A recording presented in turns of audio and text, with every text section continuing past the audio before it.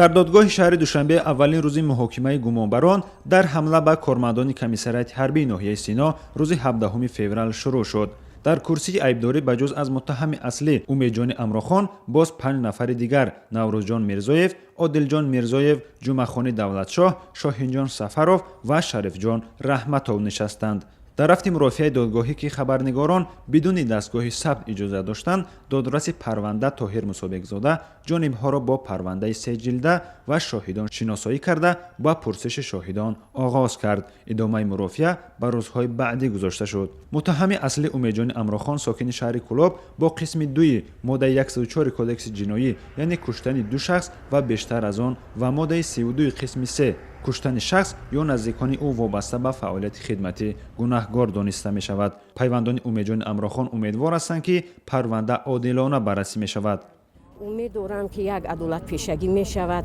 майлаш комиссарияти ҳарбӣ худро муаррифӣ накарда бошадам, лекин кормандони ҳифзи ҳуқуқ аз шумо илтимос мекунам ҳамчун модар муроҷиат менамоям ки шиканҷаро нисбати фарзандони халқ раво набинед.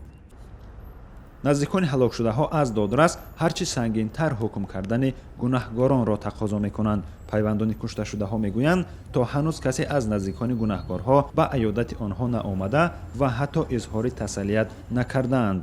мо бачаамона корое кардем, мо фарзандмона корое кардем, аюс куштан додан тамом. дигари чӣ намедонем. чине ки ҳукми қатла ҳақиқатан бимонанд дар ҳамин дуруни қонун, дар доираи қонун бинависандаш ки ҳукми қатл барои як каса кушта дин бор намекуша ҳеҷ чиза.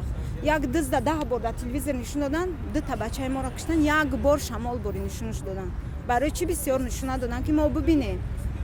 даже як суратша нишона додан, оилашона нишона додан. барои чӣ? ҳеҷ мо надидем. рӯзи 7 ноябри 2015 аз хона ба ҷои кор омада сабдем.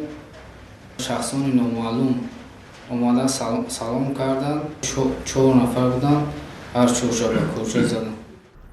субҳи 7 ноябри соли гузашта дар кӯчаи деҳотии шаҳри Душанбе чанд нафар бо кормандони комиссарияти ҳарбии ноҳияи Сино, лейтенанти калон Темурхон Эгамбердиев, майор Пулод Мирзоев, прапорщик Ҳамза Насибов ва ронандаи ҳамин комиссарият Рустам Саъдуллоев вориди муноқиша шуда, онҳоро бо корд маҷрӯҳ карда ва аз маҳалли ҳодиса фирор карданд. Пулод Мирзоев ва Ҳамза Насибов бар асари захмҳои бардоштаашон ҷон доданд ва Темурхон Эгамбердиев ва Рустам Саъдуллоев бо захмҳои вазнин дар бемористон бистарӣ шуданд.